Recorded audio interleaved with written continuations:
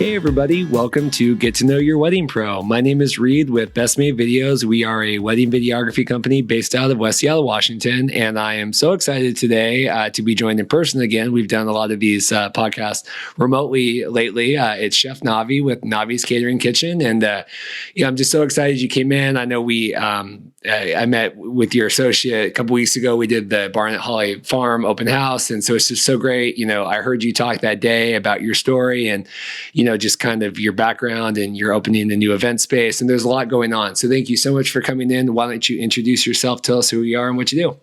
Thank you, Rita. I really appreciate you having me here. My name is Navi. I go by Chef Navi most of the time. Born and raised in Fiji Islands. Came to States in 2002. Stayed mostly in Denver. Worked for major big companies as like hotels as Hilton, Brown Palace, and stayed there for 3 years. Moved here to Seattle because most of my college soccer friends lived here, so I get to do something right exciting. Since I was the only person that I know myself and my family, that's about it. I didn't have nobody friends and stuff, so I moved to Seattle. Since I moved to Seattle, I used to be an exec chef for the Embassy Suite Bellevue.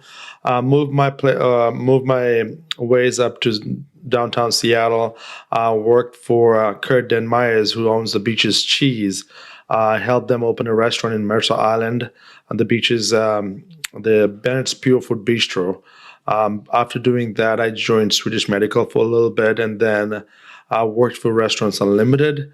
Restaurants Unlimited owns Palomino, Palisade, Cutter's Crab House, Henry's Tavern, a big chunk of their restaurant. I used to be their chef, and wrote feature sheets. I was the head training chef for new chefs. So I created a program for them to follow me, a 1-month process where they followed me, shadowed me, and then I'm like the final inspection I do is are they ready for the restaurant life? If not, then I have to tell, we have to a little bit more training. After doing that, restaurant years, I did like 3 years, fast-paced fine dining restaurant, and having a family, kids, I barely saw them, So I was, always working 16 hours, 17 hours every day. After doing that, I realized like restaurants are not cut for me. I landed in hotels, and the hotels have more fun for me. In 2010, I was the opening chef for the Hilton Garden in Bothell.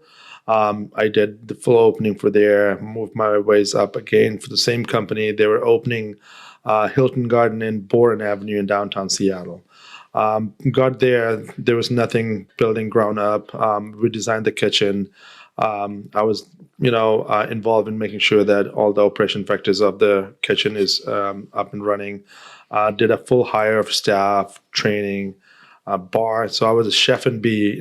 By the time 2010, 12 came in, 2013, they were trying to figure out how they can have one person who can be fully in charge of the whole operation. So they married these two positions together as a food and beverage manager and chef, and called it a chef and B. You are, in charge of the overall operation of the food and beverage. Stayed there for 3 years. Opened a full restaurant, successful restaurant and successful hotel.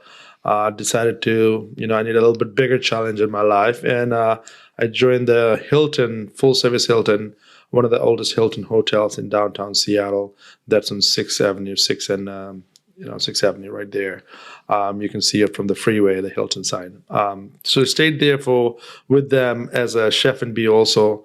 Had an operation of about, $5.5 million P&L that I used to manage, and also manage 2 F&B managers plus a 70 people employees, whole kitchen and service and banquet staff, and did events up to 5,000 people. I did the biggest event I did was in Safeco Field. It was the Bacon and Beer Fest that I did, and featured some of the infusion of what I say Polynesian infused cooking, where I'm putting my background to a greater use, American Americans are one of those people. They are willing to try, and foodie in Seattle. Seattle is the biggest city and state, city, I think, is great for food, opening restaurants. There's the culture, the diverse culture of people we have here. And I thought about opening something that I should be featuring Fiji Island food. And then long term, I'm like, I won't be able to sustainability be open for just the Fijian style food. So I said, let's put a twist on American cuisine and bring that flair of flavorness out of the island to bring it over and do in Seattle. And that's what I started doing. And one of the biggest concepts that I've achieved was live cooking stations in weddings, corporate events, where it's not, people look at buffet right away. The message when people look at buffet, they see it's the 80s concept. And it's like buffets are known to be put in places because of whatever they have left over, whatever they can make it pretty and throw it out there. So buffet has a concept over plated meal. And so one of the things I did was one of the biggest thing that I accomplished in my life was putting those two things combined together and put a live cooking station where you have this induction burners, coming in, where you set up the room with induction burners and you manage it with some few chefs along that, bring your fresh ingredients outside, have a wok, have a pasta station, have a searing station where you can on the fly cook some, stir fries, you can cook some pasta station, you can do some tossed salads, and people have an option to look at their fresh ingredients, which you're cooking in front of them. So it's more depth than bringing cooked food and staging it up, right? So I think it gives people a better choice of like, hey, you know what? I see what I eat. I see the nice fine ingredients you're using, and it creates that really really good vibe of people believing in a caterer. Like, hey, you know what? This guy is not sourcing something out of Costco and putting a little flair on top of it and bringing and serving on my wedding day. So that's a little background of why I started, doing things. And then after 17 years of being an exec chef, I said, what, it's about time for me to do something that I really enjoy. And I'm passionate about meeting people, helping people. And I started in 2013, I started being a personal chef where I started cooking for people at their house, like, hey, I want to give you an experience of how a sit down, relaxed meal at your house. You bring a chef inside your house, and a bartender. We can, shake some cocktails. I started doing this ladies' night out things where, and the date night events, So that was really big. And a lot of people gave me a good 5-star reviews saying, oh my God, this is the best thing I've ever ate. And with the age gap of people I did, and there were some younger people who were just getting in the food trend, and there were some people older that've been around food for years, So combining both two reviews, and I'm like, I have a sustainable ground to become a caterer. And so, personal chefs were not bringing, much business to me because it's small. Not making business, but being the revenue line right now. So is my time worth for it? Those are some of the things. So, but I enjoy doing that. That part was the first part, and I enjoy interacting with people. And when you can make somebody happy with food, it's a big deal for a chef. Put it, and food is something is a necessity. We have to eat every day. And good and healthy meal. And so I started doing that, and then after that. I finally, met Carly. Carly used to work for me as a server when doing events and stuff. And I kind of sat down with her. I still remember we were at, sitting in a Starbucks in downtown Seattle. And I told her, I said, I want to become a full service caterer. I want to do 3-tier service. I want to do in-home dining. I want to do cooking classes. I want to do event catering. I want to own an event space where I want to give that, that plated dinner, that 5-course dinner that I can bring people and say, here's like a Polynesian night where you can feature like those banana wrap leave, halibut, bring this food that the island people we enjoy and bring it to Seattle. And she was the first person that helped me out. The front of the side of the business, where she's like, okay, we need to do this.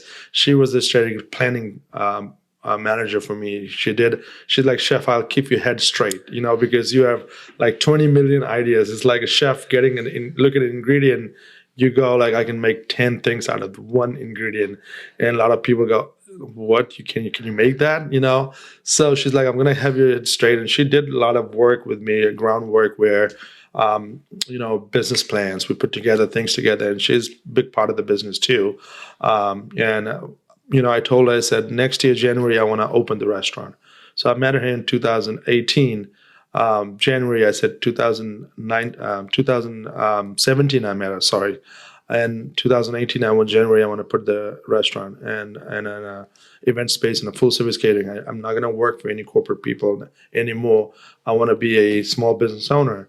And finally, after putting the plan stuff, I made a decision, and it's happening. We are on the final stage of opening on October 18th. So, I mean, that's got to be exciting to go. And I mean, talk about such a long history of, all the different restaurants and all the different things. I mean, is that atypical for a chef to move that quickly through so many different things on the way up? Or do you feel like you just kind of accelerated because you were motivated and worked hard? Yes. And, when I first came from Fiji Islands, I was sitting at the LA airport.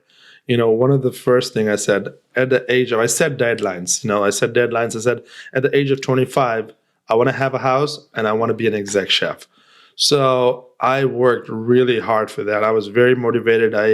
Career was one of the things that was first for me. And my wife kind of understands now why I was so, I didn't spend a lot of time early enough with family and stuff, because I was always gone. Chef life is not easy. Most of the chefs, they are there from breakfast till the dinner rush ends, so it's about good, 15, 16 hours a day, easily. And I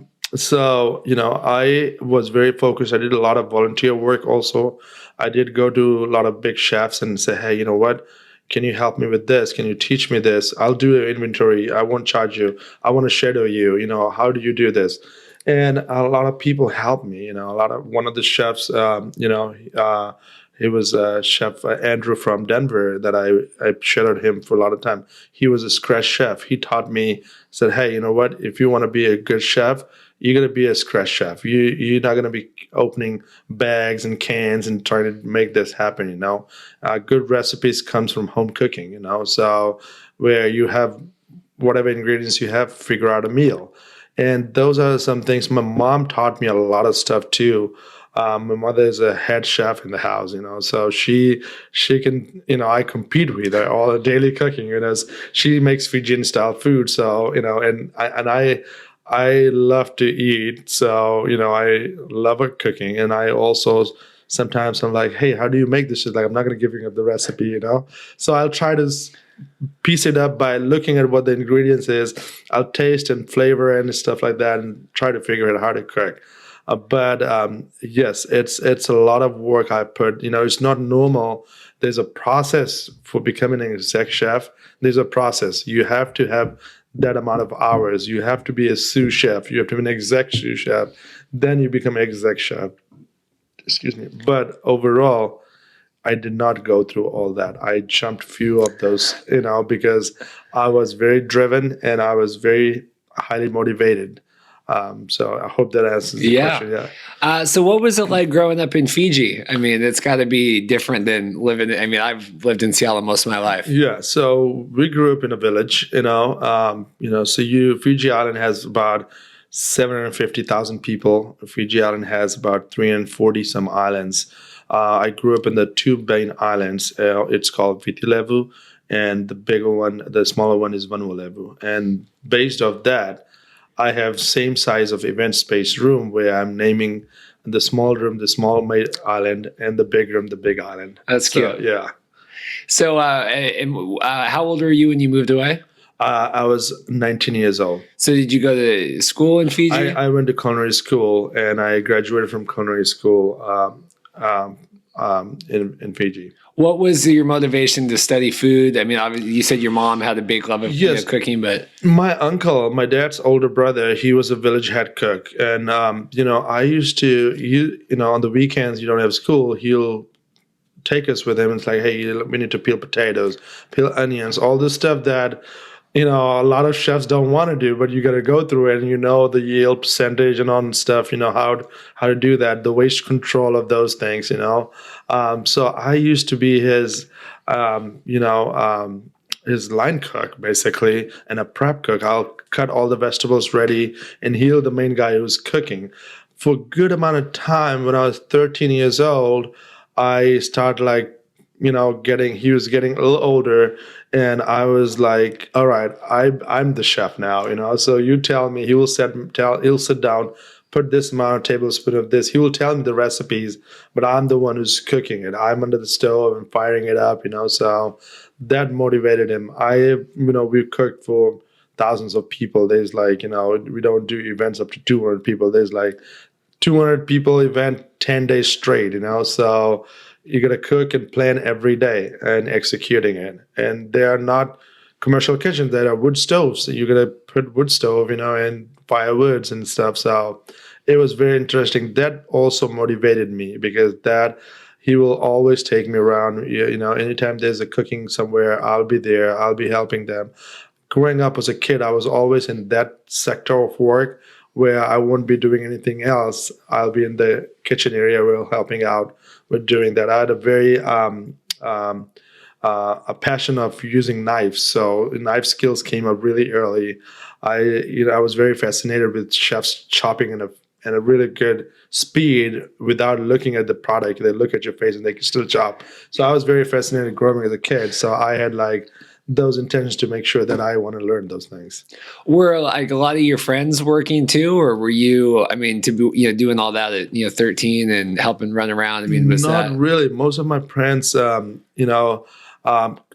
of my friends, they were right now. One is a pastry chef, and the other one is also a chef. But the pool of friends I had, they're more of a mechanics, building guys. So out of the 10 or 15 people we had friends together, only about 3 of them we are in the food and beverage industry. And then, so is that something then that you guys are working and to come to America to work, or are you wanting to leave Fiji, or people wanting to stay and work there? I mean, how does that? Most of the time people, they go to college. Fiji is a tourism hub. One of the biggest tourism hub also. But they have a lot of hotels, a lot of resorts. After doing my culinary degree, I was working in a resort. And you get a job in a resort, you work. Because based off the economy, what job markets are very high, food industry is, since tourism is big, so food and beverage is big. So hotels operate about 1,000 rooms. So you have a massive amount of food and beverage outlets. So that creates a job, that creates the motivation of people when they're choosing what career fields they want to. But for me, I was very passionate enough growing as a child, as a kid, sheltering people, always, you'll see, if you want to see Navi, you'll see around the stoves in the kitchen, and, I'll be doing the dirty work with the chefs, so yeah. But I mean, it could have been really easy just to stay and work at one of those resorts, right? Absolutely. Absolutely. It's, one of the best experience I've ever had in my entire life when I worked for one of the resorts. It was Plantation Island Resorts. And I worked there, and it was a split shift that I worked. I worked from 7 a.m. to noon, and then I worked from 5 p.m. to 11. In the daytime, this is a resort where it's 50 acres of land surrounded by open water, and so you don't have buildings, you don't have transportation, you don't have cars. You have golf carts. That's where you drive around. But it's a peace of mind. You don't see anything. It was very relaxed. You have the beach in front. You get off work, you go snorkeling, you go fishing, you do all those luxury things that we don't get to do here very often because we are so deep in working every day, right? So yes, we can you can, if a choice, by choice you want, you can work over there too. But I mean, to make that leap to come to the States, right? So, and you said you originally went to Denver. What was the motivation to get? So I married Kajal, that's my wife, and she used to live in Denver. So that's why I ended up in Denver. And then I moved from Denver to Seattle because major Fiji crowd people are here. Did you meet in Fiji? Yes, we went to school together, middle school, but she left out of the country when she was in high school. So I didn't had no contact with her at all. And back in the days, we didn't have like Facebook or, so I'm not really, in Fiji is just getting up to par where everything is going. We're still a little behind with technology and stuff. So we didn't have mode of communication, phone lines. That was the only way, pay phones, you can go and call and talk to people. But like I didn't have no contact. But she had a contact to her best friend. So that's how we met again. And we got married. Beautiful family. I have a beautiful family. I have my parents here helping me support the business. I have a sister who lives in Australia, who she's flying off to my grand opening to support what I've accomplished in my life. So how did you track her down? Did you find her in the States, or how did you? Well, she came by. She came to Fiji, and we met. We started talking. We got phone numbers. That's when early enough the phone lines were coming up to the villages and stuff, and we got a phone in a house, so we started communicating. I was still in college, and then after that, I decided to get married. I came to the States. It ended up in Denver. Did you guys get married in Fiji or in? Yeah, we got married in Fiji. I bet that was awesome. Yeah, it was awesome. It was a 3-day wedding. Wow. Yeah, it's a lot of food, a lot of exciting things happening, there. That's awesome. So you moved to the States and you've gone through what was some of the biggest, like you said, you've worked for some, really high end names. I mean, even like, like when you talk about like Embassy Suites Bellevue, we've had weddings there and, we love Palominos and all that stuff. What were just some of the biggest lessons you learned being put in those, high stress situations where you're making decisions and, that obviously you take now to where you're, you're the exec chef, you're kind of the boss, but now you really are, it's your name on the sign and you're doing everything now. So what were some lessons you learned? One of the biggest lessons that I've learned, I've learned from a mentor, and one of the things he said, Navi, everything is doable. Everything, and as long as you have your head straight, as long as if you care about people, you care about your employees, there's that amount of load you can pull by yourself. In food and beverage industry, in weddings and event catering, you can create the food as much as you can, but half the other piece is not together. You can't piece up. So one of the things I do is education, food education. I tell brides, I tell my employees, it's not sales, it's not selling. It's, your product is what it sells, care about people, I'm not going to be, tell me that, one of my mentors told me, really goodly, really nicely that, hey, you know what, when I was in the industry, he said, hey, keep your head straight, be humble as a chef. I grew up in an era where I came in, I had a really bad experience. The chefs were very, aggressive. They don't take no in an answer, and there's everything is time. You got to take care of things, right? And that was the era that was ending, where those 80 chefs are going off emission, right? They were like really like, okay, the new chefs are coming in, and being a chef, that can also build a big ego in your head, so like yourself, So one of the things that I was told that, hey, keep that down. It is art. Everybody cannot do that. So, and stay humble, take care of people. They are all human beings, So and that's what I prevail in my employment too. While right now I'm running the show, I tell my employees that my employees is my number one goal. My clients are second. They are not the priority. My employee is the priority for me, for my business at least, because I have a personal responsibility of my employees, their income, their household life, their, how they are doing, I think it's big for me that, and my employees see that in me, and I care about people, So, and those are some of the things that got me into business and being humble, being passionate. You can do your passion in different ways, how you relate it out. But you chefs, I've worked for chefs. I've been around where I see when the chefs comes, like everybody's like, all right, chef is in the house, But I don't want to keep. I'm one of those rule breakers. I break those rules. I'm like, chef in the house, party is on, right? So not chef in the house where everything has to be like, everybody is quiet. I don't do a dictatorship of kind of things, like, and in our field, it sometimes is necessary. When I used to work for the big restaurant companies, it's a big piece of execution, a big piece of accountability. You are financially accountable for. You have to run your food costs. You have to manage your labor. So those are big piece of the expense where the restaurant's success depends on.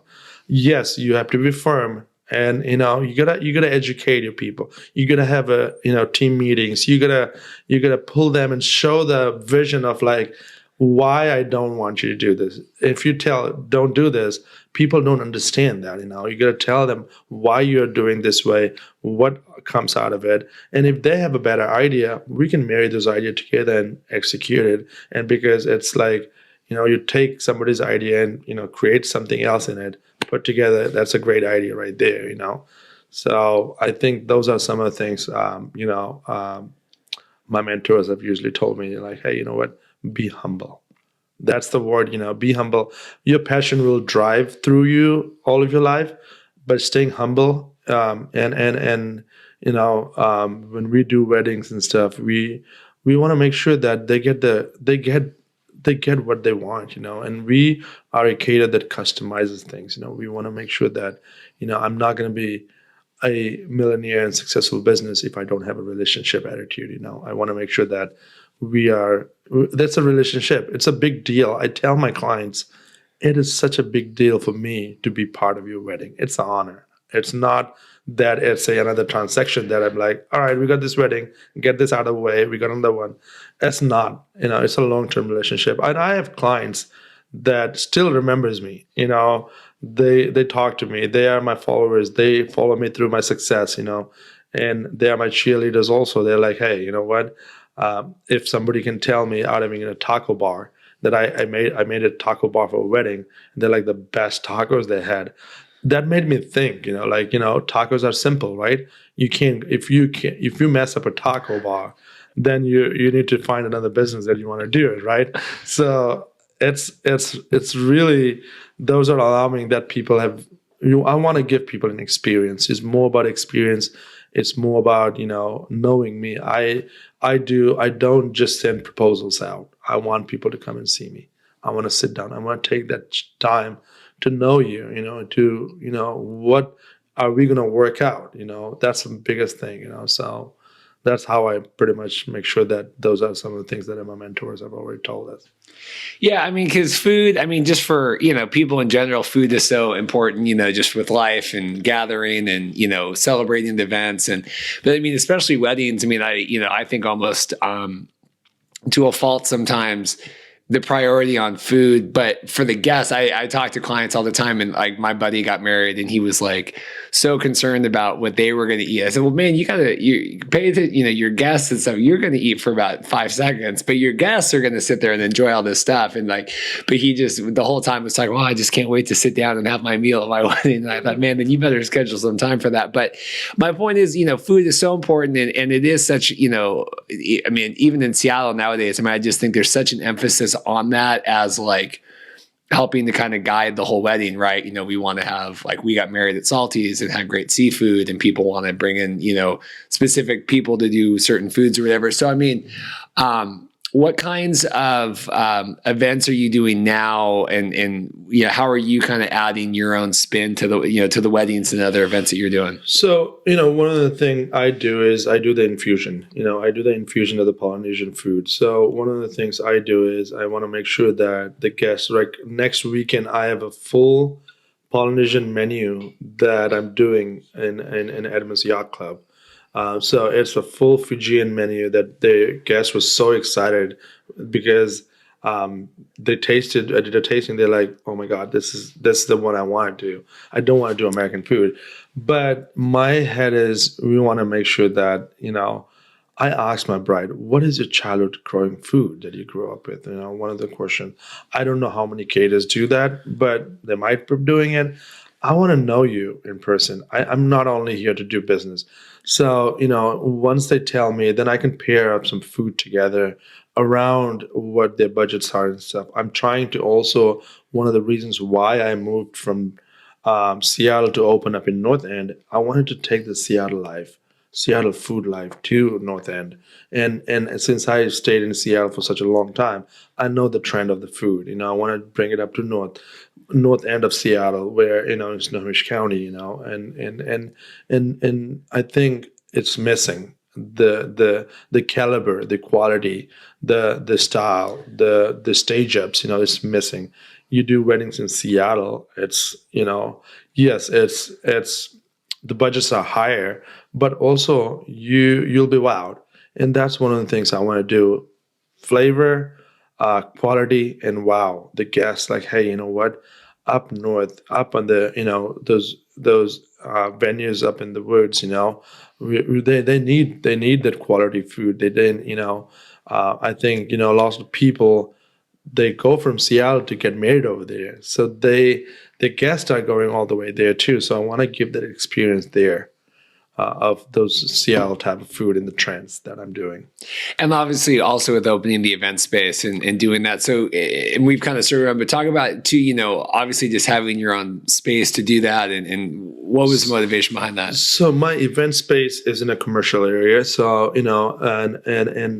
and one of the things that I think is a great fit is a great rehearsal dinner, venue space. Weddings, I'm open to it, not limited to it. But most corporate events, birthdays, memorials, you want to do a fan mixer event. In the evening, a corporate company wants to take their employees out. You have to go to a restaurant scenery, it's busy and all that. But if you come to event space, you can have the same experience. Also, having a commercial kitchen in the event space. I'm one of the new caterers. I think I don't know any other caterer in North End has a unique thing that I have. Mostly caterers are known for catering. Event venues are known for venues. So I made this combo together to better service our guests, because I know how it is to travel with food, out of a way, and, make sure that the temperature controlled, the quality still. You can't travel 15 miles with a medium rare steak. By the time you expect there is going to be medium rare, right? So my event space is for those kind of events, receptions, I'm also doing winemaker dinner, planning to do winemaker dinner at the event too.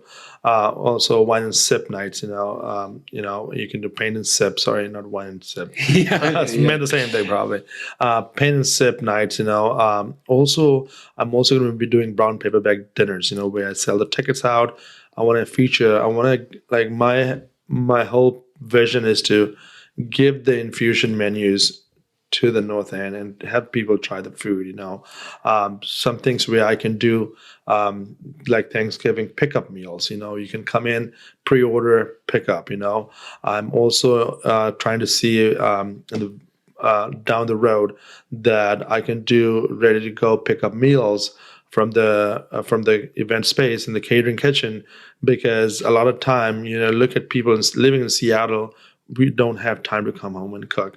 So it's pretty much like a prep meal. You take it home, it says signs on there on top of the sticker with the directions of like how to put in the oven. And you can still entertain in your house. You don't have to typically come to a restaurant to, find that. And also, single mothers who are raising kids, those are one of the things that they don't get to eat a lot of good foods, by the time both parents in Seattle have to work. It's easy to pick up something, you turn your oven on, instruction, put it in. They're all marinated, marked, cool down in temperature, put in a nice box to go, and you just finish that in the oven, Those are some of the things, party platters, You don't have to usually come and bring the chef in the house. You can order like 10 party platters at your house and pick it up, custom made to your liking. And these recipes are not something what a commercial retail store will give you. These are something that's made in-house, and my cooking basically is everything from scratch. I do not buy anything that is pre-made and make a little bit of adjustment there. Everything is scratch cooking. That's funny. Yeah, the pickup meals, that was because like Dorothy loves to entertain, but she can't cook at all. So that would be the perfect, Right. it's like then you get two for one. It's crazy. I mean, where do all these ideas come from, and the motivation and the energy, and where do you just listening to you talk and kind of list all these things, it's a lot. There's a lot. So the need of people. I have friends, I have families, I meet people, I talk to people. I spoke with one girl like about 6 months ago, and she goes, I've never cooked.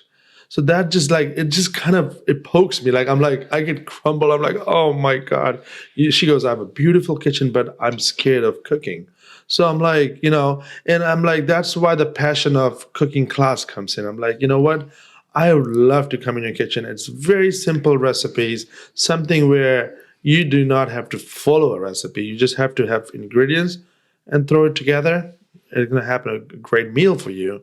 And so those are the people who drives the excitement in me, and like, hey, you know what, there is still people that doesn't cook at their house on a daily basis, that doesn't prep, that doesn't wake up and scramble some eggs for breakfast to go with them. Those are how we can teach them, how we can have them prep everything overnight. And it doesn't mean when I say prep word, that's a scary word. A lot of people type prep. Oh my God, this is going to take prep time. I don't have time, right? So my prep time, I'm saying is, you're going to be prepping for 15 or 20 minutes max. If you can do that before you go to bed, you have a great meal next day, right? I'm saying 15 to 20 minutes. It doesn't have to be. You can have like a 10 pound of chicken breast and you can marinate. I do a marinade class, where you learn 3 different marinades. And these are simple ingredients that you have already in house. Your spice, your pantry should have it. And in one bag and 3 bags, you can put 3 different kind of chicken, and you can vacuum seal it and put it in the freezer. You take it out the night before and you can still get a good meal. So everything has to be the same day you marinate it, because when you tell people like you have to go this or grocery shopping, okay, oh my God, how many size, how many ounces, this. So I'm one of those chefs, I'm trying to teach people the concept of, let's not worry about the ounces, let's not worry about that, let's worry about what you can get a little start and then work yourself up. Like, how do you want to, this is my base recipe, now I want to tweak it a little bit. Okay, you can add a little bit of this, and then the excitement comes out of the people too. Like, oh, I've had the chicken for like 3 weeks now, I want to have a little bit of how can I make it a little bit more. So I'm like, okay, now you're about that time, you can add a little bit of this, spice it up a little bit. So I think then it keeps people motivated to do that too. What was it like kind of starting this whole venture, leaving, the corporate, all these, was it scary to kind of make that leap? Were you just ready, like you said, with your family and stuff? A lot of people have asked me this, and, till today, I'm 2 weeks out to open. I'm not scared. I'm determined. I'm focused. I have concerns. But I tell my team, I said, hey, you know what? Heads up. We're going to get this done. We're going to get this done, follow ups, and I also tell myself, I don't know how I'm built this way. I tell myself nothing is impossible.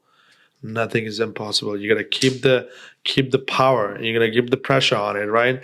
And I moved out from corporate world. I was a corporate junkie. Like I worked for corporate hotels and restaurants for a very long time in Seattle, and things that I had a hard time adjusting was, well, few things were done by somewhere remotely from Denver, from New York, and you make a call and say, hey, I can't find this file. Everything is uploaded, sent to me.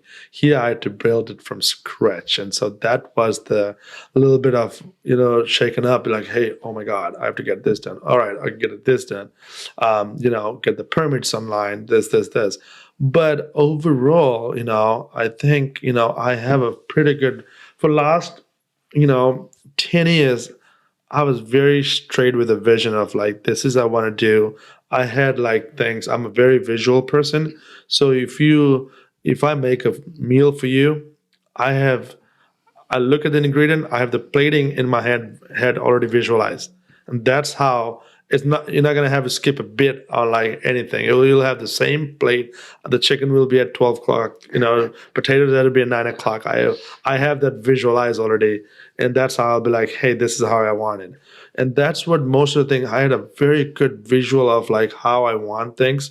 And sometimes, one of the hardest thing I have is to fully dump that brain dump of visual, and a couple of my employees are like, well, you didn't tell me that, I'm like, I'm sorry, yes, there's a lot of things I have to tell, and sometimes I keep it myself and I don't tell. So yeah, at beginning, it was getting lease and doing all this stuff, but I was not very to a point where I was scared. I was concerned over some things, but that's about it. I had a lot of support from a lot of colleagues, a lot of people in the industry, a lot of phone calls and say, how do you do this? How do you get this? I had a good support from the mayor of Linwood, city officials, I went there. I've never built a building here, it's not like Fiji Islands. You can just, put a beret up and nobody says nothing. No inspection is done.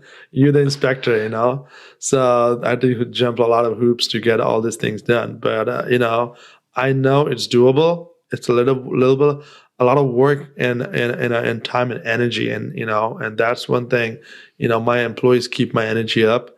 They keep motivating me. They're like, hey, we're almost there. We got it done, chef. You're the man, and the support of people, my wife and my family, my parents, my dad. My dad talks to me every day. Every day, what's the process? What's the progress? He comes to the building and checks out, right? So I think it's those are the people that has kept me alive. A lot of people motivated. A lot of Diane Tony at the MSCR Club. She's the number one believer of me. Like she's like, Navi, I believe in you. Carly at the office, when we first met me, she goes, if I'm like, a lot of people probably don't believe me. She goes, no, I believe you. I believe you. You can do it. So there's my wife, my kids. They support me. I don't do house chores. I come in. By the time I come in, everybody's in bed. I leave, everybody's in bed still. So those things. But those are the people that they pull that load of work that I'm not part of it. So that frees my time to think and give more time on what I want to do. What was the difference, working in, hotels and restaurants for a long time where, you're there and people are kind of coming where I think now, right, you're having to go attract clients, right? Where it's kind of flipped. What has that experience been like?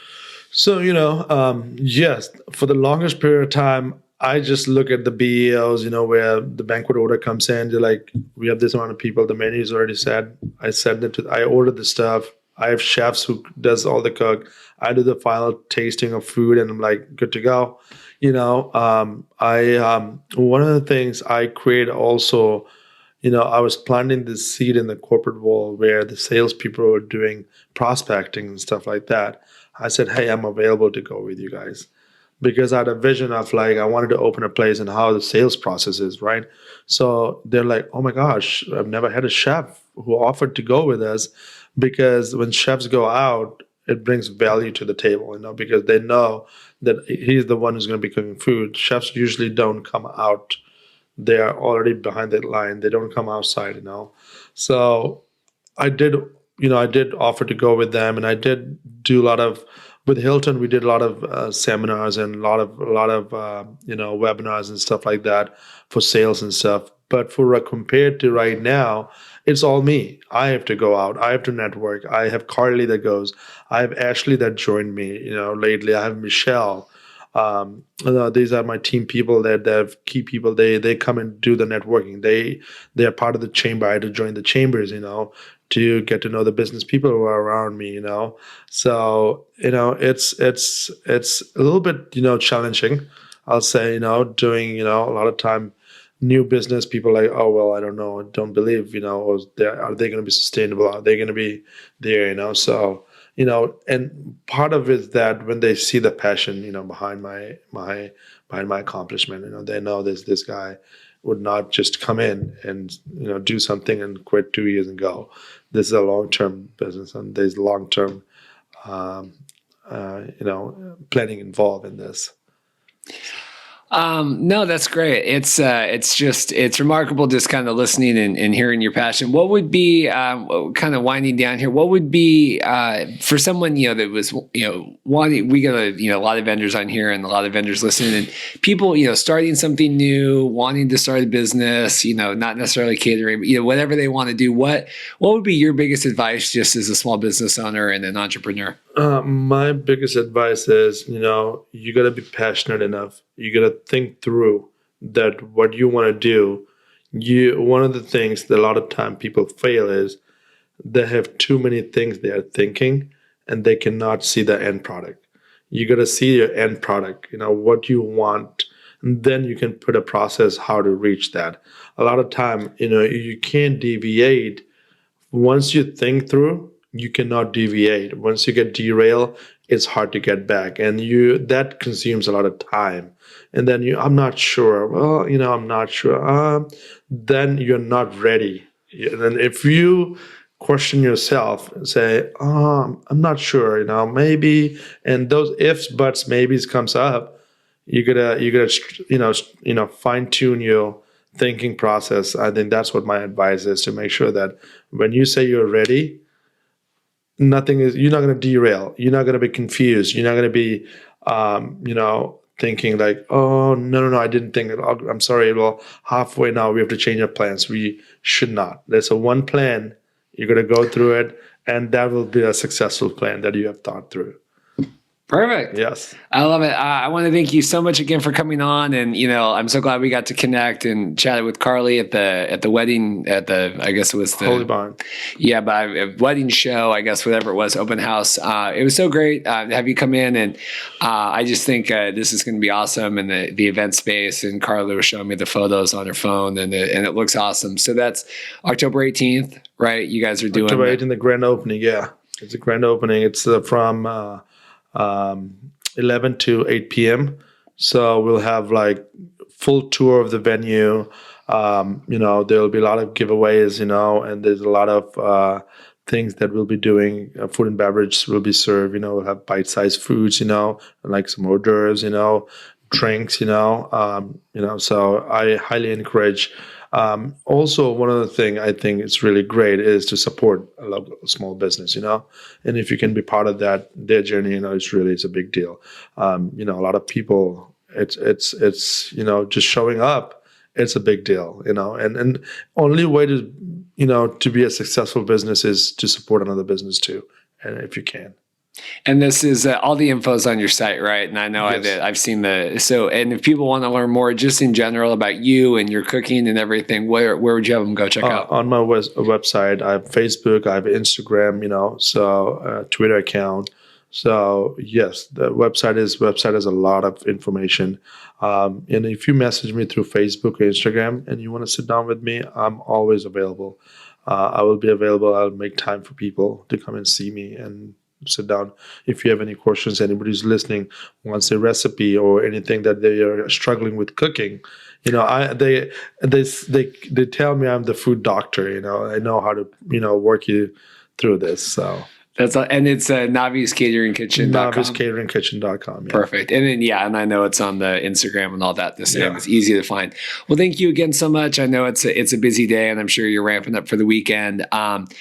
If you are like Navi, you're interested in coming on the podcast, I have a nice, easy questionnaire set up. You can go to www.bestmadevideos.com/podcast guest. And that's an easy way to kind of get in the system and get it going. This has been, like I was telling you before, almost 2 years now, kind of this experiment of talking to people. So thank you so much again for coming on and sharing your story. Thank you. This has been another episode of Get to Know Your Wedding Pro. Check back next week for another wedding vendor interview. Thanks so much.